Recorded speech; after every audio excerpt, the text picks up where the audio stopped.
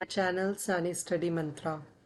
आज की इस वीडियो में हम सीखने वाले हैं about the conditional formatting. Conditional formatting क्या होती है वो हमने बेसिकली होम टैब पे थे। हम होम टैब पे हम कंडीशनल फॉर्मेटिंग पे रुक गए थे। तो ये पूरा video only and only conditional formatting के ऊपर होने वाला है, क्योंकि ये थोड़ा बड़ा कंसेप्ट है जिसके बारे में अभी हम सीखने वाले हैं, और सबसे इम्पॉर्टेंट कंसेप्ट भी है। अगर हम देखें और आपको इसको साइज, सेल्स का साइज बड़ा करना है, तो आप यहाँ से जूम कर सकते हैं इसको। ठीक है, सो दैट आपको इजी रहे इसको देखने के लिए। तो अभी हम फॉर एग्जांपल हम स्टूडेंट डेटा की बात करते हैं। स्टूडेंट डेटा हम लिख लेते हैं सबसे पहले। ठीक है, हम स्टूडेंट डेटा की एंट्री कर लेते हैं। हाँ जी, तो हमने कुछ बेसिक डिटेल्स डाल ली हैं। ठीक है, ये मैंने सारे कॉलम्स को मर्ज एंड सेंटर पे क्लिक करके मर्ज कर दिया है, इन सबको सेलेक्ट करके फिर मर्ज कर दिया है, जैसे मैंने पहले की वीडियोस में भी आपको बताया है। उसके बाद मैंने कुछ फील्ड्स लिख ली हैं, जैसे कि सीरियल नंबर हो गया, नेम हो गया, इंग्लिश सब्जेक्ट हो गया, साइंस और पंजाबी हो गया। फिर इन सब का टोटल भी हम इसी में सीखेंगे कि किस तरीके से हम सम फंक्शन की हेल्प से टोटल करते हैं। ठीक है, सबसे पहले मैंने आपको सीरियल नंबर डालना सिखाया था, 1 2। अब सीरियल नंबर 1 2 को आप सिलेक्ट करेंगे, ठीक है, कॉलम्स को माउस की हेल्प से। फिर इसे प्लस के आइकन आने पे नीचे ड्रैग करेंगे जितने भी आपको स्टूडेंट की एंट्रीज चाहिए। फॉर एग्जांपल हमें चाहिए टोटल 10 स्टूडेंट्स की एंट्री, तो हम इसको 10 तक लेके जाएंगे। ठीक है, तो ये 10 तक नीचे आ गया है। यहाँ पर आप अलग अलग नाम डाल सकते हैं, जैसे मैं तो नाम डाल रहा हूँ ABC। ठीक है, तो आप पूरा पूरा नाम भी डाल सकते हैं, जैसे ABC। ठीक है, अब ये ABC ही डाल देगा ऐसे, तो ABC। फिर हम लिख लेंगे नीचे D, फिर E, फिर F, फिर G, फिर H, फिर I, फिर J। ठीक है, तो हमने ये कुछ स्टूडेंट्स के नाम डाल दिए हैं और साथ के साथ स्टूडेंट्स के कुछ सीरियल नंबर डाल दिए हैं। अब हम स्टूडेंट के कुछ मार्क्स एंट्री कर देते हैं, फिर हम इन मार्क्स का टोटल करेंगे। ठीक है,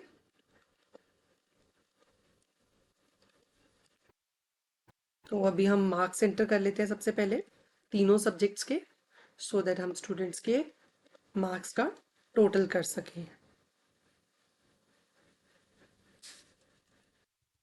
हाँ जी, तो अब हमने मार्क्स एंटर कर लिए हैं सारे सब्जेक्ट्स के।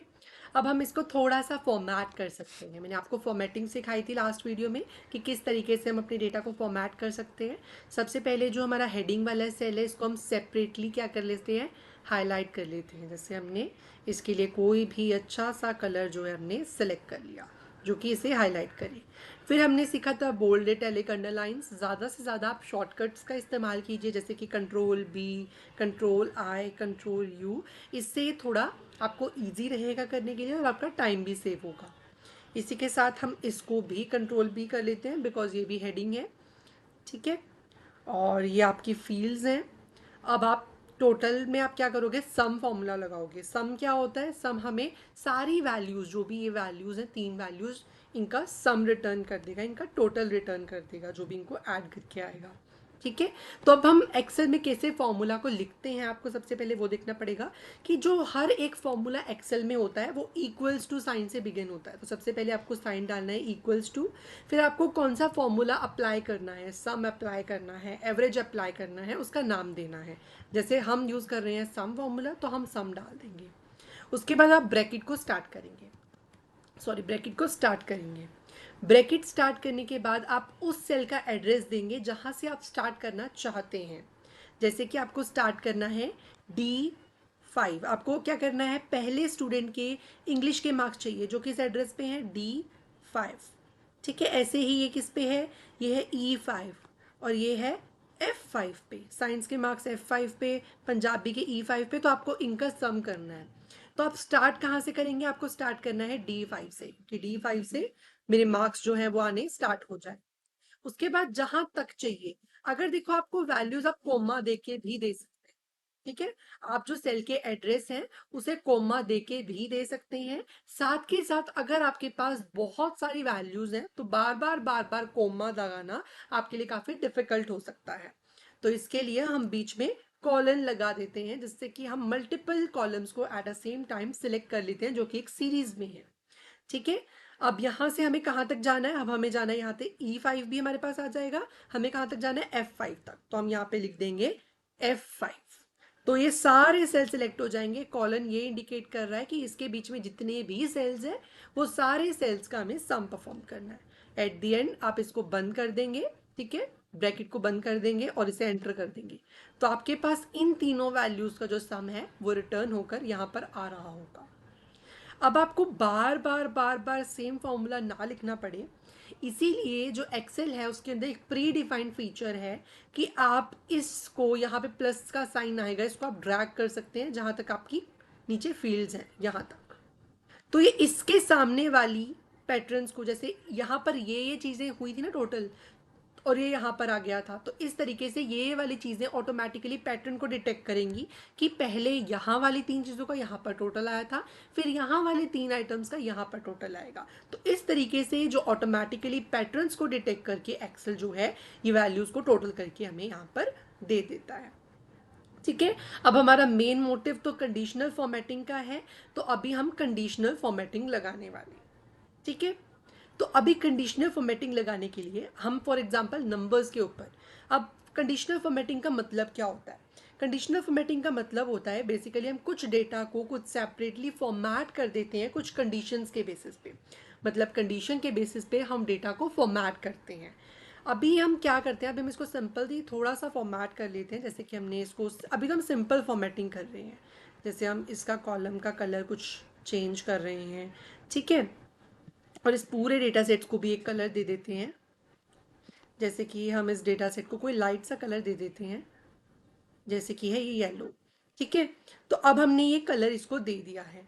इसी के साथ हम इसके आसपास एक बॉक्स भी बना सकते हैं जिससे हमारा डेटा और ज़्यादा अट्रैक्टिव लगे। जैसे यहाँ पर आपको ये ऑप्शन दिख रहा है, ठीक है, 11 के नीचे आपको ये ऑप्शन दिख रहा है, बॉर्डर्स का ऑप्शन है, यहाँ पर आप थिक आउटसाइड बॉर्डर्स पे क्लिक कर सकते हैं, तो आपके आउटसाइड डेटा के जो है बॉर्डर बन के आ जाएगा। इसके बाद आप इसको सेलेक्ट करके दोबारा से ऑल बॉर्डर्स भी कर सकते हैं, जिससे कि सब पे बॉर्डर आ जाएगा, ये बीच में डेटा के विद इन भी बॉर्डर आ जाएगा। ठीक है, तो इस तरीके से आप डेटा को अच्छे से फॉर्मेट कर सकते हैं।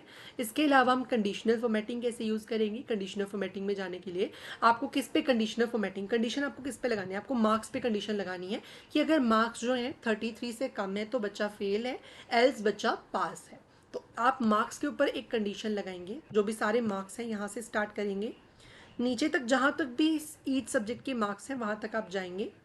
ठीक है, यहाँ से लेके, ठीक है, D5 से लेके हमने सेलेक्ट किया है F14 तक।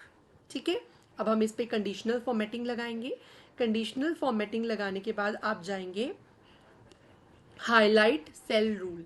हाईलाइट सेल रूल से आप जाएंगे आगे कि मार्क्स जो हैं ग्रेटर देन, अगर आप ग्रेटर देन वालों को ज़्यादा हाईलाइट करना चाहते हैं तो आप उस पर क्लिक कर सकते हैं, लेस वालों को हाईलाइट करना चाहते हैं तो आप उस पर जा सकते हैं। हमें लेस पे करना है कि जो मार्क्स लेस देन 33 हैं, ठीक है, वो वाले सब क्या हो जाएं, रेड हो जाएं। आप कलर्स यहाँ से सिलेक्ट कर सकते हैं, कस्टम फॉर्मेट सेलेक्ट कर सकते हैं यहाँ से, कुछ स्ट्राइक थ्रू, ठीक है, नंबर्स आ जाएं, बॉर्डर्स आ जाएं, या फिल हो जाए ये वाला कलर, जैसे हम रेड कलर को लगा देते हैं। ठीक है, फिर हम इसको ओके कर देंगे। ठीक है, ओके। अब जो भी सारे मार्क्स हैं लेस देन 33 वो सारे रेड से हाईलाइट हो चुके हैं। फॉर एग्जाम्पल, अब कंडीशनल फॉर्मेटिंग का हमें लगाने का ये फ़ायदा है कि अगर किसी सेल में कोई वैल्यू चेंज भी हो जाती है तो वो ऑटोमेटिकली उस पर अप्लाई हो जाएगा। जैसे हम यहाँ पे लिख देते हैं 22, तो देखिए ये रेड ऑटोमेटिकली हाईलाइट हो गया। सो इस तरीके से हमारी कंडीशनल फॉर्मेटिंग वर्क करती है। और ऐसे आपने एक और चीज़ नोटिस की होगी, जैसे अभी यहाँ पर 184 आ रहा है, अब मैं यहाँ पर कोई वैल्यू चेंज कर दूँ, फॉर एग्जांपल 12 कर दूँ, तो यहाँ टोटल में भी मुझे ये चेंजेस रिफ्लेक्ट होने को मिलेंगे, क्योंकि हमने चेंजेस किस में किए हैं, हमने चेंजेस एड्रेसेस में किए हैं। ये D5 F5 ये सब क्या है, एड्रेसेस हैं। जब हम एड्रेसेस में चेंज करते हैं तो हमारी वैल्यूज़ ऑटोमेटिकली चेंज हो जाती है, अगर हम उसमें कोई भी चेंज करते हैं।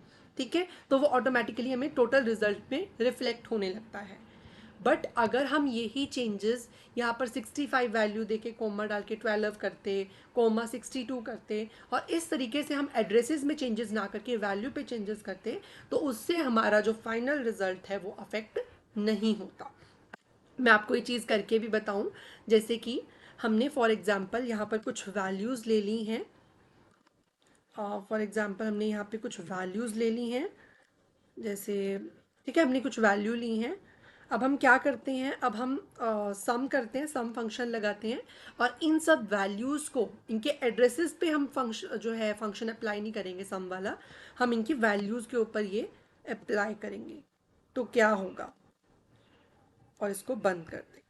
ठीक है, तो अब यहाँ पर 113 इसका टोटल आ चुका है। बट अगर अब मैं यहाँ पर कोई भी चेंजेस करूँगा तो उसका रिजल्ट जो है यहाँ पर रिफ्लेक्ट नहीं होगा। क्यों रिफ्लेक्ट नहीं होगा, क्योंकि हमने चेंजेस जो है वो वैल्यू में किए हैं। ठीक है, हमने वैल्यूज़ के ऊपर फंक्शन अप्लाई करा है, एड्रेसेस के ऊपर नहीं करा, तो हमें कोई चेंज रिफ्लेक्ट नहीं होगा। सो इस तरीके से कंडीशनल फॉर्मेटिंग या बेसिक सम फंक्शन काम करता है, और एड्रेसेस में चेंजेस करने के क्या फ़ायदे हैं वो भी हमने इसमें सीख लिया है। ठीक है, बेसिक फॉर्मेटिंग के बारे में हमने इसमें जाना। अगर आपको वीडियो अच्छी लगी हो, वीडियो को लाइक करें, चैनल को सब्सक्राइब करें। Thank you so much for watching.